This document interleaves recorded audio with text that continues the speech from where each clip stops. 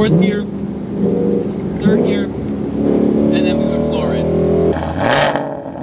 How's it going, everyone? Welcome back to the channel. If you guys are new here, do me a huge favor, go down and subscribe before we get started into today's video. I've showed you guys a couple of tips, tricks on driving manual and whatnot, but today I want to show you guys one of the hardest parts about driving manual, and that is downshifting. In my opinion, for me, the hardest thing to learn about driving manual was downshifting. But once you learn how to downshift, it's one of the most satisfying feelings ever. Like, it is one of the most rewarding things that you can get from your manual transmission is downshifting, hitting that crisp downshift, and then accelerating afterwards. And today, I'm going to teach you guys a little bit on how to downshift and kind of the basics that you should look forward to. I apologize for my car being dirty. We're currently in the middle of winter, so just ignore the dirt for now. But obviously, in a manual transmission, we have the gas, the brake, and the clutch. So we're just going to get right into this. The way that you use these three pedals in downshifting scenarios is we're going to ignore the brake pedal for now. In certain circumstances, we can use the brake pedal for a downshifting technique, which I'll talk about later in the video, but we're not going to address that or learn how to do that because this is more for basics. But in order to learn how to downshift, we need to know what a downshift is first. So normal driving would be upshifting. So going from first gear to second gear is an upshift. Going from second gear to third gear is an upshift. Third to fourth, upshift. Downshifting is exactly the opposite, exactly what you would think it is. For example, it's going from fourth gear to third gear. But what happens when you go from fourth to third gear is the RPMs of the transmission have to go higher, and you have to match those RPMs of the transmission to the motor.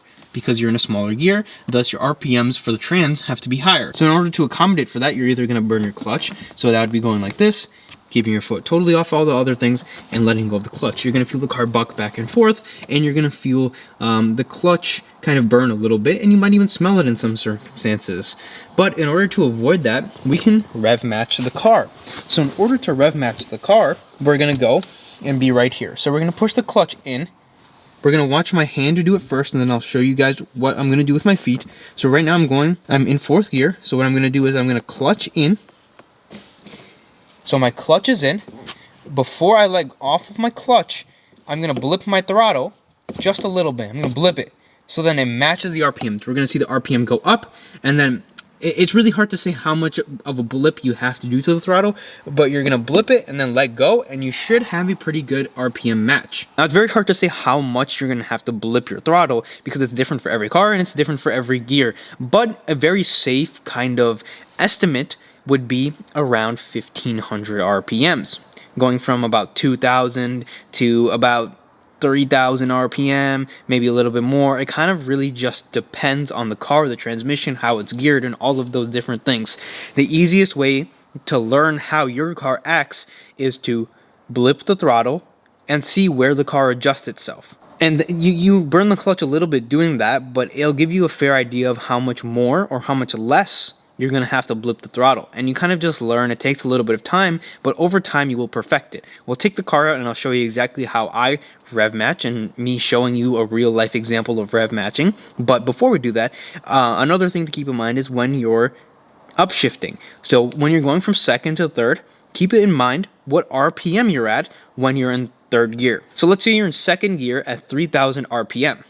Then you shift from second to third, and from 3,000 it takes it to 2,000 RPM. So in between second and third gear, there's a 1,000 RPM difference. You know, there's 1,000 difference between third and second gear. So when you're downshifting from third to second instead of second to third, you know that you're going to be at 2,000 RPM when you're in third gear. So that means second gear is going to be at 3,000 RPM. So you know you have to blip the throttle 1,000 RPM in order to get a perfect rev match. I hope that makes a little bit of sense. Now, before I show you an example, why should you rev match? So like I said, if you're not rev matching your car, you're going to put a little bit of excessive wear on your clutch. It's a little harder on your components, plus it's overall just a lot smoother if you have a passenger and all of those things. So you're going to be a lot nicer to your car, a lot nicer to your components in your transmission, but also you're going to be nicer to your passenger because you're not going to have them be bucking all over the place because you didn't rev match. But let me show you guys a real life example, me taking the Mustang out and showing you how to rev match. So I have auto rev match turned off, and this is kind of putting that idea into real life.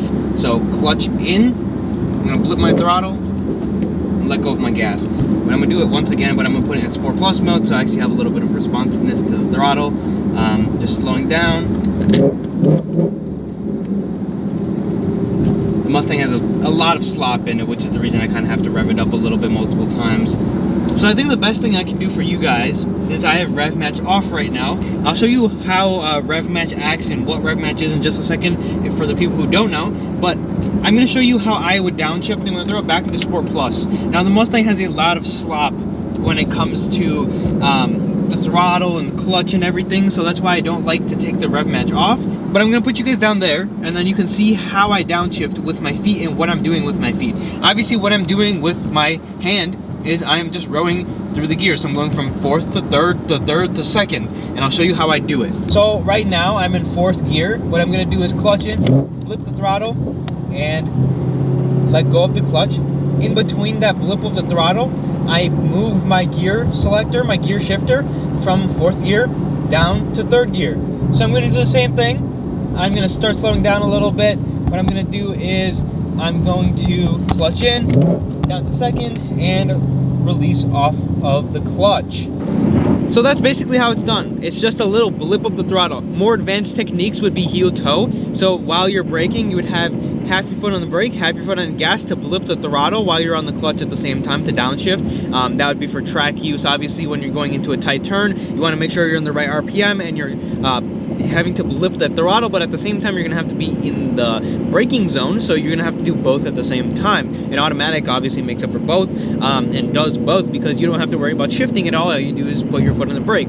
But with an automatic, you got to be on both at the same time, which is a really fun technique to learn, and definitely a little bit hard of a technique to master. But I think once you start blipping the throttle with your left foot and you kind of make it a little bit of a memory, like a muscle memory on how to downshift without having the brake at the same time, just blipping the throttle downshift is the proper way to get it done. Now let me show you downshifting to the most perfect extent. Let me turn on auto rev match and show you how the car does it. Now the reason I have auto rev match on most of the time when I drive my Mustang, as I said before, is it has a lot of slop.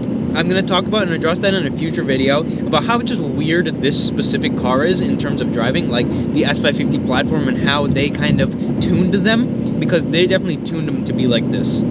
So we're going to turn auto rev match on. I'm currently in 6th gear right now. So what I'm going to do is just put my clutch in. I'm going to take my foot off of the gas completely. I am not blipping the throttle because I have auto rev match. It's going to blip the throttle for me. And what this is going to look like is a perfect sequence of rev matching going from 6th gear all the way to 3rd gear. So we're going to go 5th gear, 4th gear, 3rd gear, and then we would floor it. There's two hard parts to driving manual. The first thing is leaving first gear. I'll leave a video of kind of how to drive manual up here if you don't know how to drive manual. But the second hardest part would be rev matching and going and downshifting and trying to get those rev matches perfect, because you have to make sure you're in a very, very like perfect zone to have that like just crisp rev match. Otherwise you're gonna feel the clutch burning, you're gonna feel the car buck a little bit. I hope this video has helped you guys. If it did, do me a huge favor, leave a like and subscribe to the channel. That's all I have for this video, just a quick tutorial on how to rev match and how to downshift. And I think it's a very easy thing once you get a hang of it, but definitely it takes a little while to get used to it. But other than that, that's all I got. So I'll see you guys in the next video.